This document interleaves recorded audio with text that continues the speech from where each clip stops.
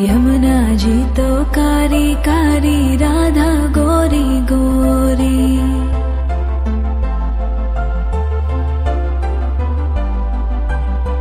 यमुना जी तो कारी कारी राधा गोरी गोरी।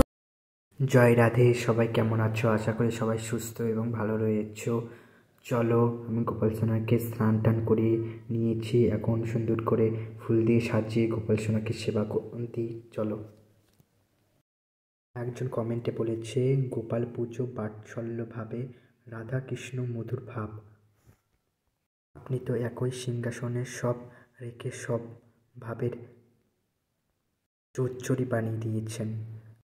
জয়নি, তাই আমি এই কথাটা বলি।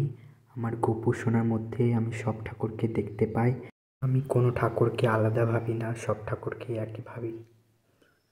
আর যে এই কমেন্ট করেছে তাকে আর কি বলবো, তোমরা সবাই বলো বন্ধুরা, আমি কি ভুল বললাম এই কথাটা? আর আমি যদি দেখানো ভক্তি করতাম তাহলে আমি টাক করে মাথায় শিখা রেখে সুন্দর করে পুজো করতাম না। আমি ঠাকুরকে ভালোবাসি, সেই জন্যই আমি পুজো করি। এই কথাগুলো শুনলে খুবই খারাপ লাগে।